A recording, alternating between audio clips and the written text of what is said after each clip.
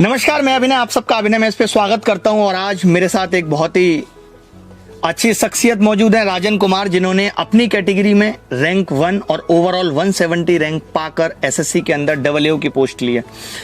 तो इनका बहुत दिनों से ही था, हमसे मिलने का प्लान चल रहा था, बट वो एग्जीक्यूट नहीं हो पाया। और अब रिजल्ट आया तो जब मुझे इनके बारे में पता चला कि ये मिलना चाहते हैं, और फिर हमने कहा कि इससे हम बच्चों के लिए और क्या प्रेरणा दे सकते हैं कि एक बच्चा जो समस्तीपुर के पास बिहार के एक छोटे से गांव से निकलकर दिल्ली ग्रेजुएशन करने आता है, बीए करता है, एमए करता है, 12th तक हिंदी मीडियम से पढ़ा है, और उसके बाद एसएससी जैसी जॉब में सेलेक्ट होना, और वो भी इतनी अच्छी रैंक के साथ, अपने आप में एक बहुत बड़ी बात है। तो राजन, आपका बहुत बहुत स्वागत है। पहले तो thank you so much for inviting me. Thank you so much. तो आप मुझे सबसे पहले यही बताओ कि जब आप गांव में थे तो गांव में इतना पढ़ाई का माहौल नहीं रहता। सबसे मैं यही क्वेश्चन पूछता हूं कि वो माहौल नहीं रहता, तो आपके अंदर ये इच्छा आना कि यार मैं दिल्ली जाके ग्रेजुएशन करूंगा, जैसे आपकी 10th कैसी हुई? 10th आपने किस बोर्ड से की, कितने मार्क्स थे? थोड़ा 10th और 12th तक की बात बताइए।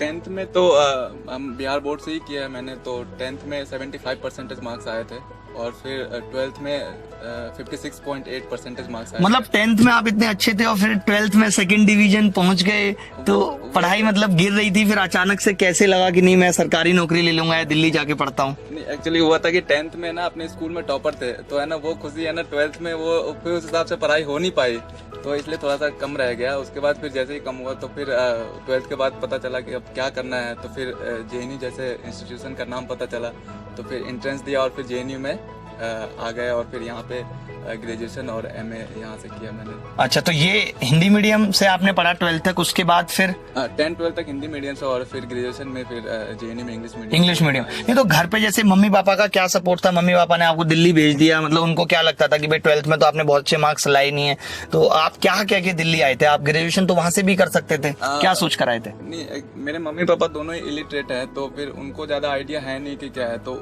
10th में हम स्कूल टॉपर थे, तो उनको हमेशा से भरोसा था कि हाँ कुछ अच्छा तो करेगा ही। तो अच्छा। उनको फिर मैंने बताया कि जेएनयू है, मतलब इंडिया का टॉप इंस्टीट्यूशन है, तो फिर वो तो काफी खुश हुए कि जेएनयू में एडमिशन हो गया, तो मतलब बहुत बड़ी बात थी उन लोगों के लिए।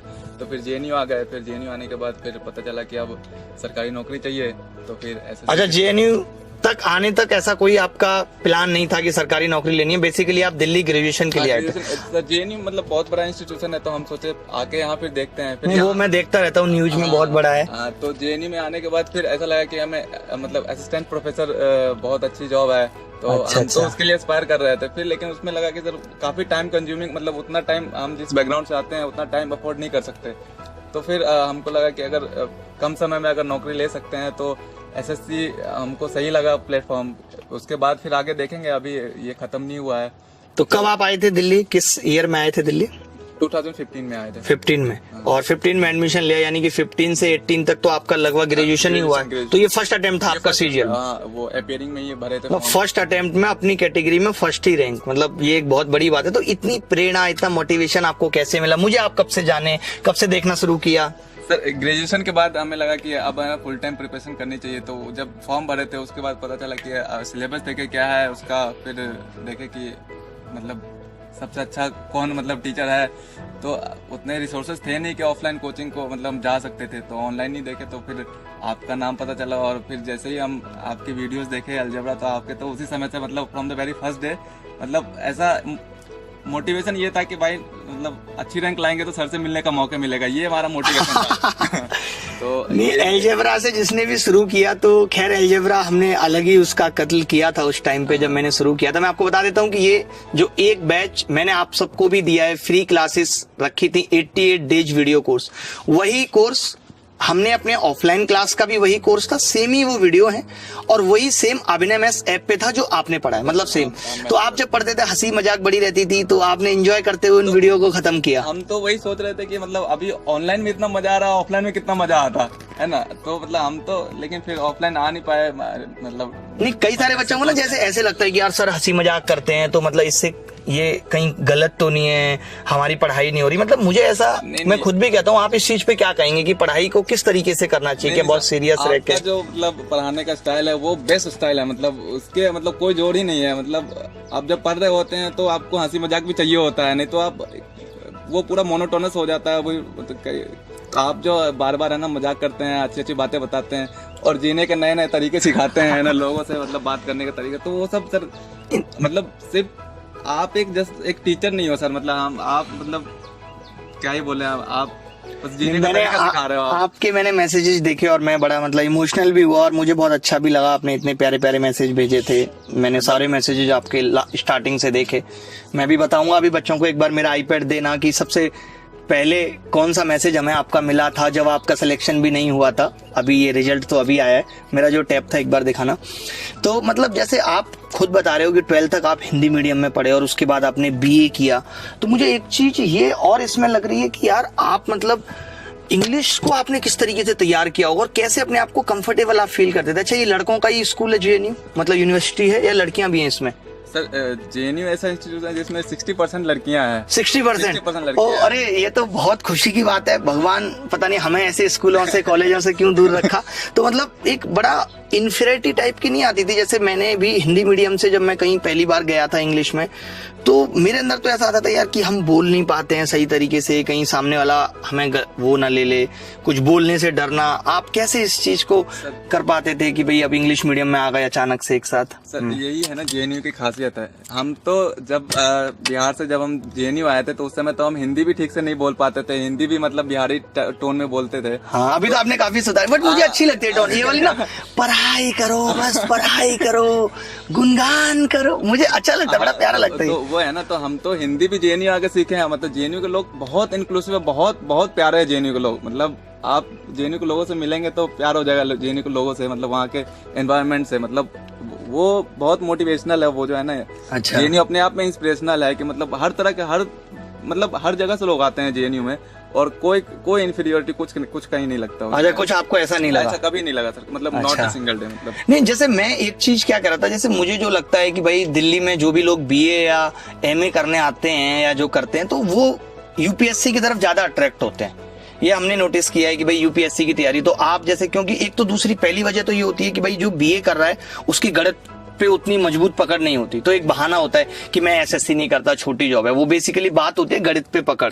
तो जब पहली बार आपने शुरू किया होगा तो आपको भी लगा होगा यार कि मैथ्स बहुत स्ट्रॉन्ग करना होगा, इंग्लिश की तैयारी मायने रखेगी, मैं हिंदी मीडियम से पढ़ा हूं। तो ये सब बातें कैसे सोच के आपने एसएससी को गोल बनाया और डिसाइड किया? सर जब 10th में थे तो मेरे मैथ्स में 95 मार्क्स आए थे, तो मुझे इतना था कि मैथ्स मतलब मुझे आता तो है, मतलब कोई भी कॉन्सेप्ट है हम समझ तो जाएंगे, वो है कि अभी प्रैक्टिस नहीं है इसलिए थोड़ा सा अभी वीक हो गया है। बस एक सही दिशा दिखाने वाले की जरूरत है और भगवान मतलब उसी समय आपका द्वार दिखा दिए कि हाँ ये है, इनके अंदर जाओ।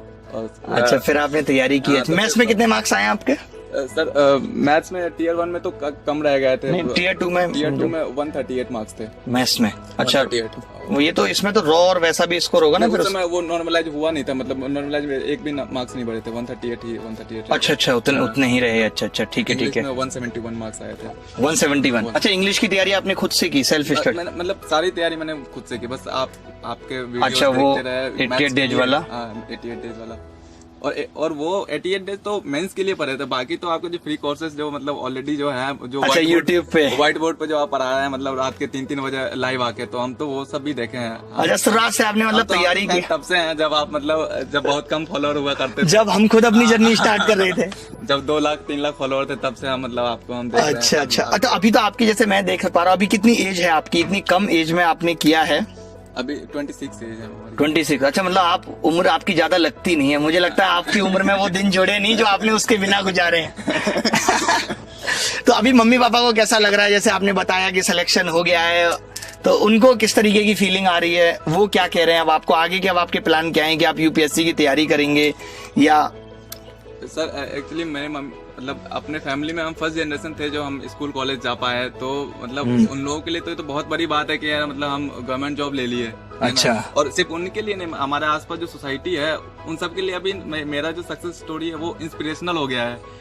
ये सबको दिखाइएगा भी, ये पता लगेगा लोगों को कि मतलब हम सक्सेस हो सकते हैं, हमको मिल सकता है, तो उन लोगों को क्यों नहीं? मतलब वो लोग मेरे थ्रू इंस्पिरेशन देख रहे हैं, मतलब मोटिवेशन देख पा रहे हैं मेरे सक्सेस स्टोरी। नहीं, आपकी मुझे एक चीज बहुत सही लगी कि यार आपने 10th में आप बता रहे हैं स्कूल टॉप किया, उसके उसके बाद 12th में चलिए मार्क्स कम आ गए, उसके बाद फिर आप कह रहे हैं कि मैं हिंदी मीडियम से था और फिर जेएनयू में आ गया, वहां भी मुझे कहीं ऐसा नहीं लगा कि मेरा कॉन्फिडेंस डाउन है और मैंने सबसे पहले सोचा कि यार मैं एक सरकारी नौकरी लेता हूँ। उसके बाद अब सरकारी नौकरी मिल गई, अब बहुत सारे रास्ते हैं ना, अब अपने आप के दम पे है ना हम यूपीएससी कर सकते हैं। अब ऐसा नहीं है, अब ना फाइनेंशियल कांस्टेंट अब उस हिसाब का रहे। वही मैं भी बच्चों को यही कहता हूँ राजन कि आपको देखिए अब वो जमाना नहीं है कि आपने एक बहुत बड़ा गोल डिसाइड कर लिया लाइफ में कि मुझे यूपीएससी करना ही है, मैं बस एक आप छोटे छोटे गोल बना के चलो कि भाई आपने एसएससी में एक जॉब ले लिया, आपकी तो खैर बहुत अच्छी जॉब है, आप इसमें भी 5400 ग्रेड पे चले जाओगे तो बहुत अच्छी जॉब है। अच्छा, और जैसे आपकी पढ़ाई का क्या रहता था, जैसे आपने बीए किया, एमए किया, यानी कि मैं ये कह सकता हूँ कि आप अपने एकेडमिक जो भी पढ़ाई होती है उनके साथ साथ आपने तैयारी की है, तो कैसे आप इस वक्त को मैनेज कर पाते थे? सोशल मीडिया भी इतना ज्यादा हावी है और जेएनयू तो खैर अलग से ही मीडिया का पार्ट रहा है, तो आप किस तरीके से इन सब चीजों को मैनेज करते थे? एक्चुअली सर बात यह है कि बीए तक तो हम तो अपना पर्सन ही मतलब फुल टाइम किए वो पूरे शिद्दत के साथ, तो है ना। उसके बाद फिर इसमें आए तो इसमें पूरे शिद्दत के साथ प्रिपरेशन किया, और फिर मतलब जब बीए में अच्छे से पढ़ लिए थे तो एमए में उतनी मेहनत करने की जरूरत नहीं पड़ी, वो है ना चल गया ना, खिंच गया कैसे कैसे। अच्छा अच्छा। और अभी बाकी सोशल मीडिया क्या है सर, आप हमको अपना वो पता था टारगेट कि हमको भाई नौकरी लेनी है तो हमें सोशल मीडिया से कुछ होना जाना है नहीं, मतलब अच्छा। हम मतलब अकाउंट मेरे सब पे हैं लेकिन खोल के नहीं देख पाते थे हम। अच्छा, क्योंकि तो आपने बहुत टाइम नहीं दिया कि भाई दोस्तों के साथ घूमने निकल गए, टाइम क्यों वैल्यू किया है। बिल्कुल। और जो भी देखिए कोई भी चाहे कि छोटी सफलता पाता है, बड़ी सफलता पाता है, हर एक इंसान जो लाइफ में सफल हुआ है, सफलता के मायने ही वही है कि भाई हम जो सोचते थे, हम जैसा सोचते थे वैसा हो जाए। कोई ये नहीं कह सकता कि सफलता का मायने ये जॉब है, हर इंसान के लिए अलग अलग हो सकती है सफलता, लेकिन जिसको भी मिलती है तो ये श्योर है कि उसने अपने टाइम को वैल्यू किया है। सबसे पहला मैसेज मुझे आपका 3 अगस्त 2020 को मिला कि राजन कुमार और मेरे इतने इतने मार्क्स आए हैं सीजीएल टीयर 1 में, टोटल मार्क्स आपने बताए, और लॉकडाउन फाइनेंशियल सिचुएशन की वजह से आप हमारे साथ भी काम करना चाहते थे, आपने ये भी मैसेज किया, अपनी आंसर की भेजी। फिर 5 अक्टूबर को मुझे आपका मैसेज मिला है कि आप डीवी में जा रहे हैं, उसके बाद मैंने आपको थैंक्स लिखा है श्योर। और फिर आपने बर्थडे पे मुझे मैसेज किया है, बड़ा प्यारा मैसेज किया आपने कि belated happy birthday sir, you are gem of my life, what I am today just because of you, allow me to express my gratitude someday, thanks हमने किया। फिर आप क्या, उसके बाद तो जॉब ही आ गई। तो मतलब मुझे बड़ा अच्छा लगा। मैं वैसे भी इंटरव्यू उन्हीं लोगों का मैं कर रहा हूँ जो हमसे जुड़े रहे, जो हमारे किसी न किसी बैच में पढ़े हैं। तो जैसे एक और चीज, जब जैसे आप ऑनलाइन पढ़ते थे, आज मैं देखता हूँ कि ऑनलाइन में, मैं आज भी ऑनलाइन पढ़ा रहा हूँ, तो मैं एक चीज नोट करता हूँ कि बच्चा ऑनलाइन में उतना सीरियस नहीं रहता। जैसे कि आंसर बताने की बात हो, चाहे यूट्यूब पे हम पढ़ा रहे हैं या मैं अपनी प्लस क्लासेस में पढ़ा रहा हूँ, तो मैं देख पाता हूँ कि बच्चा उतना सीरियस ऑनलाइन में रहता नहीं, या तो वो बन नहीं पाता, वो उसको बहुत कैजुअल लेता है, फॉर ग्रांटेड लेता है, उसको लगता है ठीक है वीडियो है ना, बाद में भी कर लूंगा, बाद में भी कर लूंगा। तो ये चीज आप कैसे मैनेज करते थे कि भाई आप ऐप पे क्लासेस ले रहे थे कि आप रोज के रोज वीडियो खत्म करते हुए चलते थे, या लाइव आप पढ़ते थे उसी वक्त, किस तरीके से आप करते थे? सर लाइव भी देखते थे, कई बार अगर रात में आप लाइव आते थे तो उस दिन नहीं देख पाते तो नेक्स्ट डे देख लेते थे, मतलब तो, पेंडिंग नहीं होता था काम। मतलब वो कंसिस्टेंसी बना रहना चाहिए, तभी तो अभी भी स्ट्रगल में ही है और हम आज इधर आपके साथ बैठने का मौका मिल रहा है। तो वही सर, यूट्यूब में क्या है कि बहुत सारे एजुकेटर है, तो दिक्कत है कि सबको सही वो मिल नहीं पाता है ना, मतलब इतने सारे एक परसेंटेज डालो तो बहुत सारे वीडियोस निकल आते हैं, तो लोग वो डाइवर्ट हो जाते हैं। तो वही है कि सही जगह पे एक बार मिल जाए तो। यूट्यूब पे भी आजकल बहुत डाइवर्जन है, और आप ये पता ही नहीं लगा पाएंगे कि सामने वाला टीचर आपको पूरा पढ़ा रहा है नहीं पढ़ा रहा है, क्योंकि मेनली तो प्रमोशनल वीडियोज ही हैं। तो मैं तो इसलिए बार बार हर 2-3 महीने में इसको लॉन्च करके बताता रहता हूँ कि नहीं हम पूरा पढ़ा रहे हैं, एक ऑर्गेनाइज वे में पढ़ा रहे हैं, क्योंकि मेरी लाइफ का खुद ही गोल, वैसे तो मैं आपका इंटरव्यू कर रहा हूँ बट मेरा भी हो जा रहा है साथ में, कि मेरी लाइफ का गोल यही है कि मैक्सिमम लोगों तक पहुंच के उनके दिल में जगह बना लेना कि भाई हमारी, जैसे आज मैं भले ही आपसे नहीं मिल पाता लेकिन ठीक है, फिर भी मैं आपके दिल में जिंदा रहता है। आज मैं बहुत से बच्चों से नहीं मिल पा रहा हूँ, फिर भी उनके दिल में जिंदा हूँ कि उनको किसी न किसी तरीके से फायदा पहुंचाए। क्योंकि हम अगर यूट्यूब पे नहीं आते तो आप शायद, आपने खुद ही कहा कि आप ऑफलाइन क्लासेस नहीं अफोर्ड कर सकते थे, कई बार इंसान पैसे की वजह से नहीं कर पाता, कई बार इंसान जो है टाइम नहीं दे पाता, आप बीए कर रहे हो तो आप अपने टाइम को यूटिलाइज नहीं कर पाते। हम खुद कह रहे हैं कि हमने अपना ग्रेजुएशन का टाइम यूटिलाइज नहीं किया, बट आज के दौर में वैसा नहीं है। अगर कोई बच्चा ग्रेजुएशन कर रहा है तो वो अपने टाइम, क्योंकि ग्रेजुएशन में आपके सबसे ज्यादा वक्त होता है, आप 2-4 घंटे तो डेली अपनी स्टडी को दे ही सकते हो। तो अभी आप घर गए, जब जॉब लग गई अभी या नहीं गए अभी घर? अभी गए नहीं सब, अभी जाने वाले 2-3 दिन। 2-3 दिन में जाने वाले, तो वहां तो बड़ा अच्छा स्वागत वागत होने वाला होगा। देखेंगे अभी। हाँ, तो अब तो शादी के भी रिश्ते वगैरह आ रहे होंगे। अभी शादी का कोई ऐसा अच्छा, अभी सर देखते हैं, अभी यूपीएससी में थोड़ा हाथ आजमाएंगे। अच्छा, यूपीएससी में। तो मतलब ऐसा क्या लग रहा है आपको कि भाई अभी एसएससी ले लिया, अब यूपीएससी, लाइफ का गोल क्या है बेसिकली? सर लाइफ का ऐसा गोल है कि मतलब एक रिस्पेक्टेड जगह पे जाओ, रिस्पेक्टेड जहाँ भी जाओ है ना, लोग तुम्हारी इज्जत करे, यही है सर गोल। ऐसा है ना, बहुत बड़ा गोल नहीं है ना, कि कोई भी एक रिस्पेक्टेड है ना, मतलब जगह पे पहुंच जाओ। वही सबका गोल ही है। हम सब लोग जिस चीज की लड़ाई लड़ रहे हैं वो यही है कि हमें समाज में एक हमारा नाम स्थापित हो, कि इज्जत मिले, क्योंकि हम जिस जगह से आते हैं, मतलब हम लोग बहुत ही अंडररेटेड हैं, तो है ना, वहाँ पे भी तो अपना दिखाना होगा कि हाँ, मतलब हम अब गवर्नमेंट जॉब ले लिया, हम अपने आप को अपना वर्थ प्रूव किए हैं हम, है ना, तो यही है सर। तो अभी तो आपके गांव में भी बड़ी खुशी होगी, लोग भी अब ज्यादा फोन आ रहे होंगे। ऐसा हुआ कि जैसे पहले कुछ रिश्तेदार वो भी फोन नहीं करते होंगे, अब ऐसे रिश्तेदारों के भी फोन आ रहे होंगे। ऐसा होता है बिहार साइड या नहीं? यूपी में तो बहुत होता है कि ऐसे रिश्तेदार भी आपको फोन करेंगे जिन्होंने कभी बात नहीं की आपसे। ये तो हर जगह का, ये तो यूनिवर्सल है। यूनिवर्सल। तो अभी आ रहे हैं उन लोगों के फोन भी सबको, हाँ बधाई के आ रहे यार, अब तो बड़े आदमी भूल तो नहीं जाओगे। अच्छा, मॉक टेस्ट के बारे में आपका क्या कहना है कि मॉक टेस्ट आप देते थे या नहीं देते थे? सर मॉक टेस्ट तो मतलब बिना मॉक टेस्ट के क्लियर करना बहुत मुश्किल है, मुश्किल है। तो हम एसएससी ट्यूब का है ना, मॉक टेस्ट हमेशा देते थे टियर 1 के लिए, और आपके भी मॉक टेस्ट अभी जो अनअकैडमी में 25 क्वेश्चन के जो आने लगे थे, तो वो सब भी देते थे।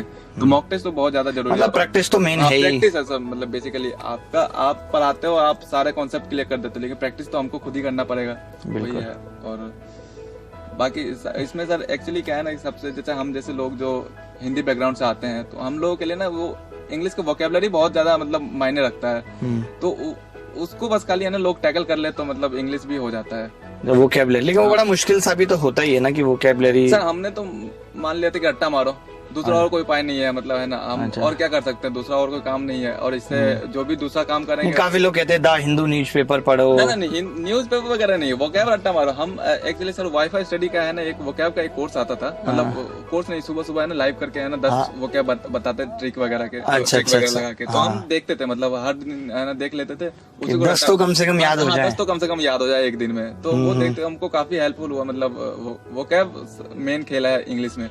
अच्छा, कभी ऐसा लगा मतलब कि यार सिलेक्शन हो पाएगा नहीं हो पाएगा? जिस हिसाब से एसएससी में बहुत सारी समस्याएं थी, तो उस दौरान या रिजल्ट से पहले या एग्जाम से पहले या एग्जाम देने के बाद कभी ऐसा लगा यार कि हो पाएगा नहीं हो पाएगा? इस तरीके के कुछ थॉट्स आते थे दिमाग में, उनको किस तरीके से आपने हैंडल किया? सर अगर आप सही देखें तो ये जो अनसर्टेनिटी है, यही इस जर्नी का ब्यूटी है ना, कि आपको पता नहीं होता है कि होगा नहीं होगा। बिल्कुल सही। नहीं, लाइफ तो पूरी लाइफ ही सस्पेंस है। हाँ, अगर वो सस्पेंस नहीं रहेगा तो जीने का मजा ही खत्म हो जाएगा। तो कई बार लगता था कि अरे नहीं हो पा रहा हमसे, तो आप 1-2 दिन का ब्रेक ले लो, दोस्तों के साथ घूमो फिरो, और उसके बाद फिर से वापस है ना उसी मोटिवेशन के साथ लग जाओ। जब भी ऐसा लगे, जैसे क्या होता है ना, मतलब जैसे कई बार मॉक टेस्ट में कम नंबर आते थे, तो उस समय थोड़ा सा डिप्रेस हो जाते थे, अरे कैसा हो रहा है क्या हो रहा है। लेकिन फिर उसी समय एक सर फ्रेज है, मतलब हम हमेशा रट्टा मारते थे कि I might lose the battle but I will win the war.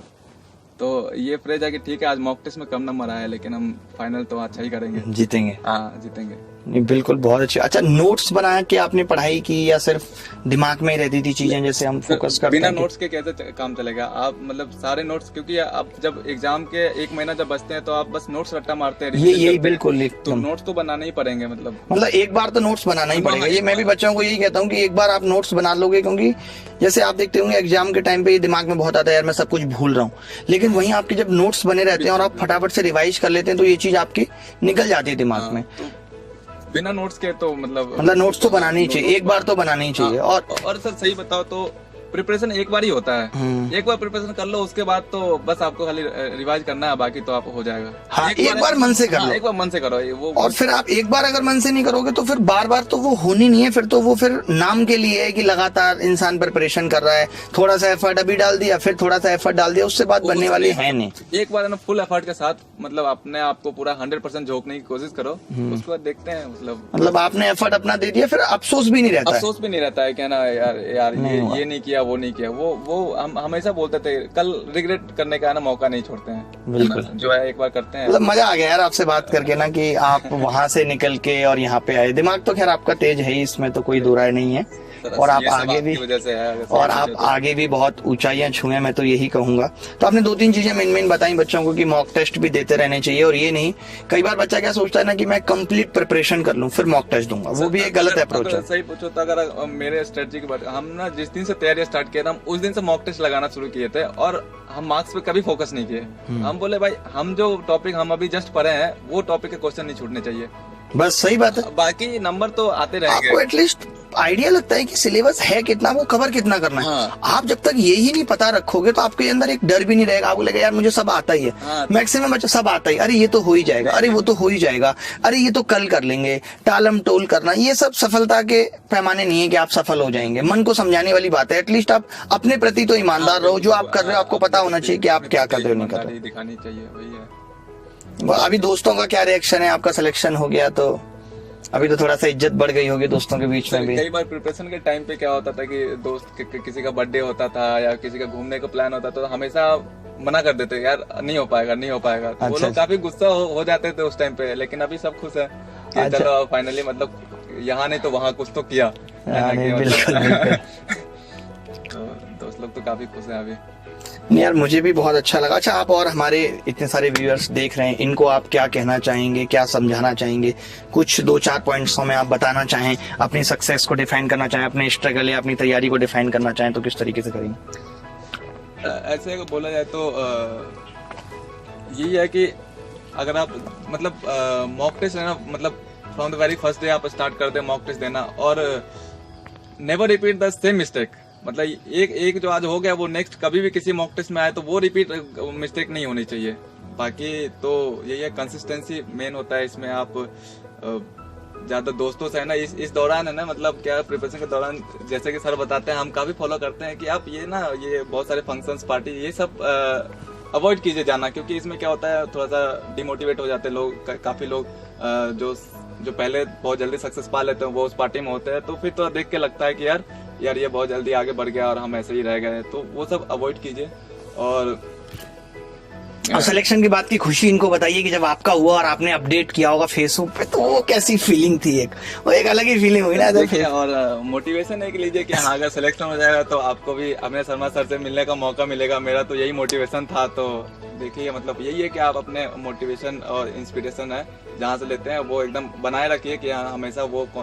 बहुत सारे लोग जब डिप्रेस हो जाते थे तो मतलब बहुत सारे लोग होते हैं, तो कुछ लोग संदीप माहेश्वरी, कुछ लोग सदगुरु, कुछ लोग ऐसे बहुत बड़े बड़े मोटिवेशनल स्पीकर को सुनते हैं, और हम तो सर को सुनते थे। तो यही है हमारा। नहीं मतलब आजकल देखिए वो तो मोटिवेशन से काम नहीं चलेगा। आपने सुना और 15 मिनट आपके अंदर रहा। मैं एक और चीज बच्चों को कहता हूँ कि आप कोई भी चीज कल पे ना टालने के बजाय 1 घंटे बाद पे टालो। हाँ बिल्कुल, क्योंकि कल आप जब वो कल आएगी तो आप भूल जाओगे आपने कल अपने आप से क्या वादे किए थे। एटलीस्ट आप अपने आप से किए हुए वादे तो निभाओ। आप किसी और से किए हुए निभाओ या ना निभाओ, अपने आप से किए हुए निभाओ। और डेली रात को इतना एनालिसिस तो करो कि आपने पूरे टाइम क्या किया, क्या नहीं किया, कितना सिलेबस आपका बाकी है। यही देखिए, जब भी हम कोई काम करते हैं, हम कोई बिजनेस भी स्टार्ट करते हैं, तो हम देखते हैं कि कितना इसमें इन्वेस्टमेंट होगा, कितनी प्रॉफिट आएगी, किस तरीके से बिजनेस चलेगा। तो जैसे ये पढ़ाई भी एक तरीके से बिजनेस है कि हम इसमें कितना अपना टाइम इन्वेस्ट कर रहे हैं, उसके बाद क्या रिजल्ट्स निकलेंगे, नहीं निकलेंगे, रिजल्ट होगा कैसे। जैसे आपका हो गया तो आपकी बातों से हमने क्या सीखा। हम हर किसी से कुछ ना कुछ सीखते हैं। तो लाइफ एक ऐसी चीज है कि एक लर्निंग प्रोसेस है, आपको हमेशा सीखते रहना ही होगा। लेकिन हम ये अपने मन में ईगो पाल लेनी, हमें किससे मतलब नहीं है, मैं अपने रूल खुद बनाऊंगा, कुछ ऐसी बातें भी बच्चों के दिमाग में आ जाती हैं। अभी ये इंटरव्यू मैंने इसलिए भी बहुत ज्यादा करने की सोची क्योंकि अभी बच्चे ऐसा सोच भी रहे हैं कि यार एसएससी में सिलेक्शन होगा या नहीं होगा।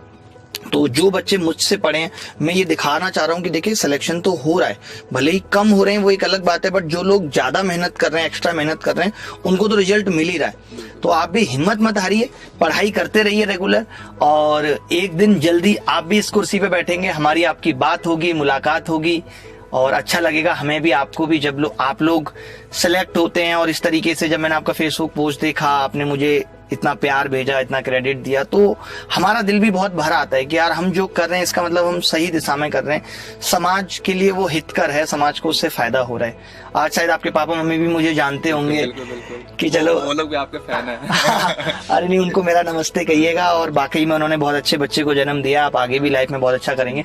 तो चलिए दोस्तों, फिर मुलाकात होगी आगे और भी बहुत अच्छे अच्छे लोगों से। भी काफी सारे लोग पेंडिंग है 88 डेज वीडियो में, जो एक आपने भी सुना होगा चीकू फ्रूट ऑफ द ईयर, उसका इंटरव्यू, और एक रोहतक ब्रांच वाले हमारे 19th रैंक अमित जी का इंटरव्यू, प्रशांत राठी जी का interview rank 39, rank 80 Mohit ji का भी, बहुत सारे इंटरव्यू आने वाले हैं, तो एंजॉय करेंगे। और बेसिकली ये इंटरव्यू नहीं है, मैं बस आपको ये बताना चाहता हूँ कि इनकी लाइफ बिफोर सिलेक्शन क्या थी, अभी कैसी है, कैसा लग रहा है, ताकि आप भी पढ़ाई करने के लिए मोटिवेट हो, ये ना सोचें कि अब सरकारी नौकरी नहीं मिलेगी। ठीक है, धन्यवाद, thank you very much, thank you Rajan. Thank you.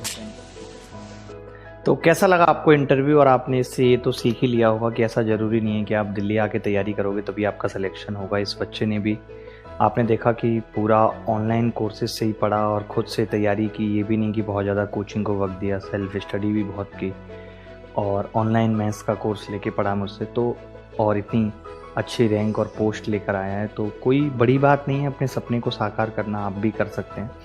और अभी क्लासेस ना आने की वजह यही है कि मुझे बहुत खांसी है, और आप जानते हैं स्टूडियो में हमारे एसी नहीं चलेगा तो आवाज़ कट करेगी, सिस्टम और सारी चीज़ों की इतनी हीट निकलती है। तो जब तक 1-2 दिन और खांसी ठीक नहीं हो जाती तब तक क्लास नहीं आएगी, बट स्पेशल क्लासेस अब आना शुरू हो जाएंगी, और back to back special classes आपको मिलेंगी हर टॉपिक की। जैसे कंप्लीट टॉपिक ख़त्म करेंगे, बड़े बड़े टॉपिक उठाएंगे, 6-6, 7-7 दिन 2-2 घंटे की क्लास लगा के उन्हें ख़त्म कर देंगे। तो और बाकी मेरे कोर्सेस अनअकैडमी पे चल ही रहे हैं, वो आप देख सकते हो। जो भी रिसेंट अभी कोर्स आने वाले हैं, सुबह 9 से 11 अर्थमेटिक पढ़ाता हूँ, और शाम को 8 से 10 एडवांस मैथ्स पढ़ाता हूँ। ठीक है, तो चलिए फिर मुलाकात होगी आपसे। लिंक सारी चीज़ का डिस्क्रिप्शन में है, फ्री मॉक